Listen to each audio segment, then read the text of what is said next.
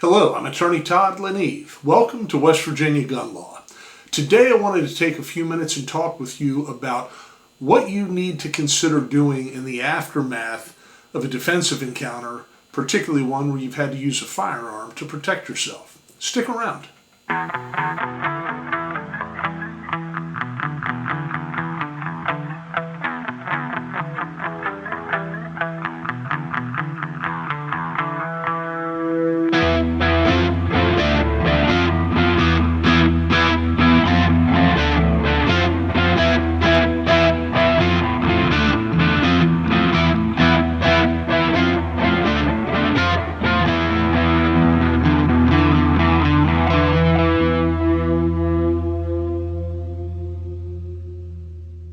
So you have found yourself in the untenable position of having to defend against a threat.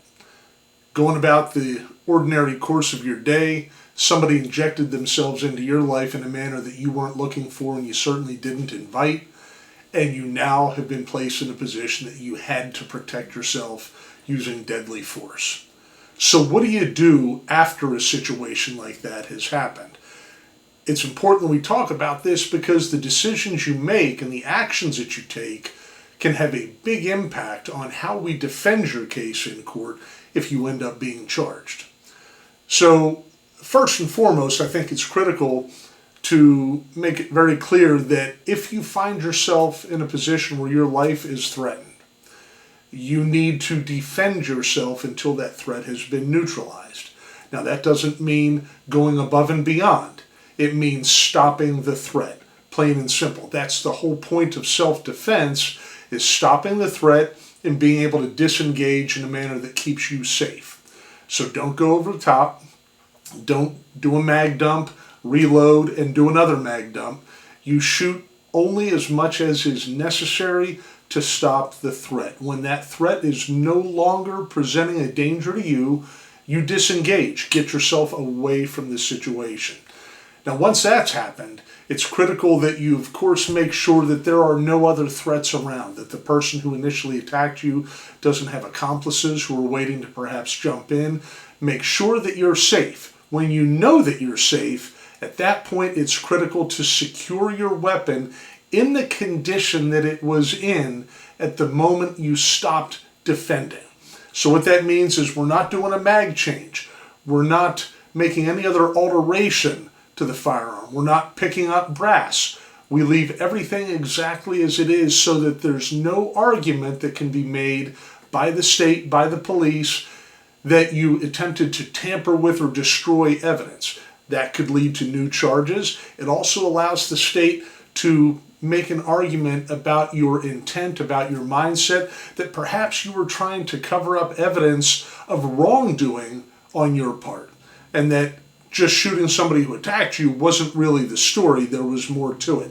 As we talk about often here, let's take away any opportunity that the government has to create false, misleading arguments that take away from the real issue, the fact that you as an innocent person were going about your daily routine when somebody else attacked you. That's the focus. So do your part to keep the focus where it belongs. When you secure that weapon, do not alter the condition of it at all. If you fired until you went into slide lock, leave it in slide lock. Again, don't change the magazine, don't do anything else, secure the firearm. The last thing you want to do when police show up at a scene of a shooting is be the person standing there holding a firearm. It's a great way to get yourself shot. So once you've ensured that you're safe, the threat is over, you've secured the weapon, make that 911 phone call. Now, not all states require you to do that. West Virginia, in fact, does not require you to make a 911 phone call.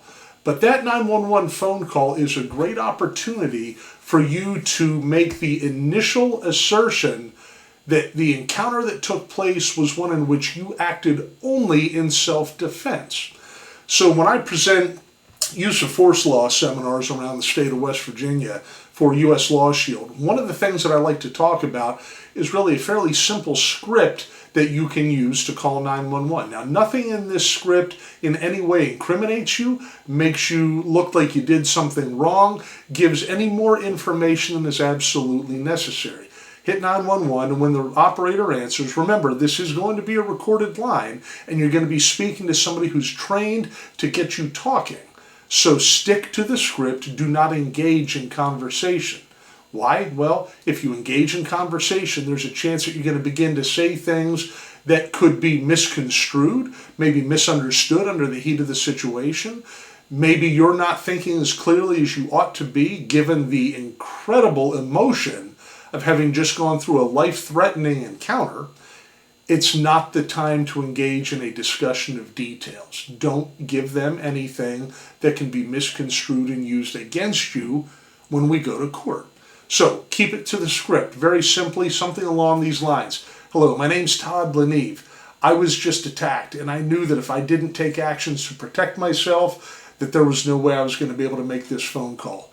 Please send police and an ambulance to my location. Identify the location. I am the bald individual with a beard wearing a blue t-shirt. I'll be waiting for the police. Hang up. Do not say anything further.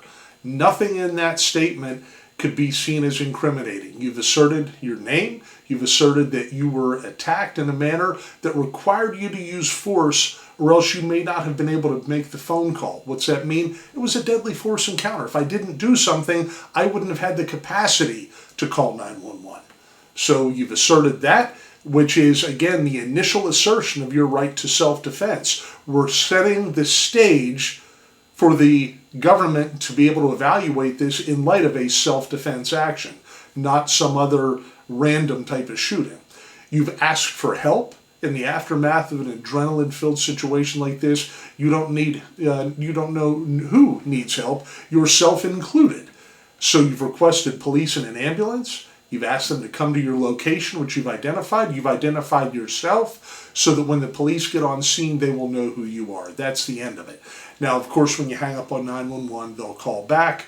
Don't answer the phone call. Again, you have no legal obligation in the state of West Virginia to answer that phone call, just like you had no obligation to place it in the first place. But it's important, I believe, that you do make that call and assert self-defense right from the beginning. So, once that happens, what can you expect to take place? The cop showed up, and at that point, I had the right to remain silent, but I didn't have the ability. I love that clip. It's a fantastic commentary on what actually happens most of the time.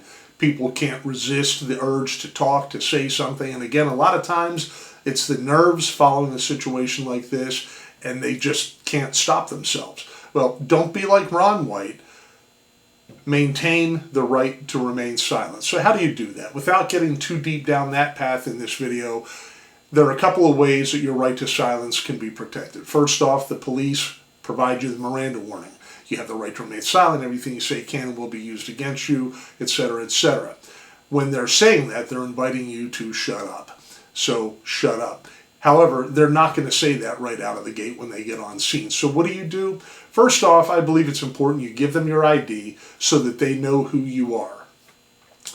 Under West Virginia state case law, there is some support to say that an individual who's the subject of a police investigation has an obligation to provide identification to law enforcement. We could go down a dozen different paths on this, arguing the do's and don'ts and why you should or shouldn't. My guidance is this. If you've been involved in a shooting, again, we're trying to claim that it's self-defense. We're asserting that you did nothing wrong. Don't create problems that don't need to exist. Give the police your ID. Let them know who you are. And then, because they will not Mirandize you just yet, take the guidance from the United States Supreme Court that says you don't have to wait for the police to Mirandize you. You can assert your right to silence by clearly, unambiguously, and affirmatively asserting your right to silence. Officer, here's my identification. Listen, I'm not in any state of mind to talk right now. I want to wait until I've had time to speak with my attorney before I agree to consent to any statements or testing. I don't have anything else to say at this time. And then shut up. You've invited yourself to shut up at that point, so shut up. Do not talk. If you begin to talk, guess what? You've waived the right to silence. So don't waive it. Once you've asserted it, maintain it. Now, it may feel uncomfortable, it may feel awkward, but that's okay. You've just shot somebody. You need time to gather your thoughts. You need time to calm down and process the weight of what just happened. So understand that some officers are going to get upset about that. Some are going to try to use tactics to try to scare you into talking. Do not talk. You've asserted your right to silence. The United States Constitution guarantees us the right to not have to speak. We can be free from self-incrimination. So why would we give that right up at the scene of a shooting? Don't talk. Now, you may be threatened, hey, if you don't talk to us, if you don't answer questions, you're going downtown. Let me take the suspense out of it for you right now. You've shot somebody, you're going downtown, most likely in handcuffs. So there, it's not scary anymore. You know what's going to happen. Don't talk. Don't give in to threats, promises, coercion, anything. You've asserted your right to silence. Remain silent. That's critical. In every other manner, cooperate with the police. If they tell you to walk over here with them. If they tell you to turn around, put your hands behind your back, do it. If they tell you to get in the vehicle, do it. Follow their instructions.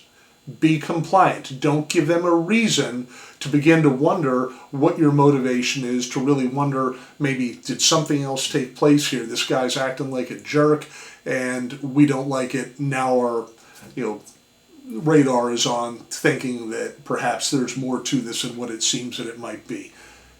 Don't give them anything. Wait until we've had a chance to talk about your case. I can then go in and further develop this idea that this was a self-defense encounter and fight for you in court far more effectively than if you've gone and just spilled your guts. So again, just a quick recap. If you're involved in a deadly force encounter, protect yourself with whatever means is necessary and legal until that threat is ended. Secure the weapon. Make that 911 phone call following that general script.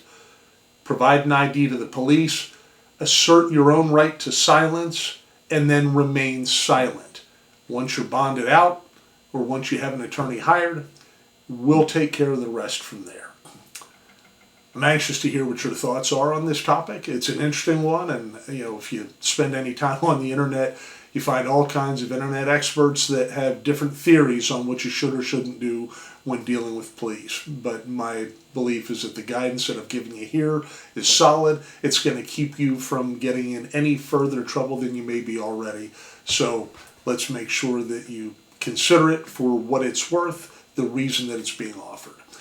If you haven't subscribed to the channel yet, would love to have you do so. Hit that like and share button.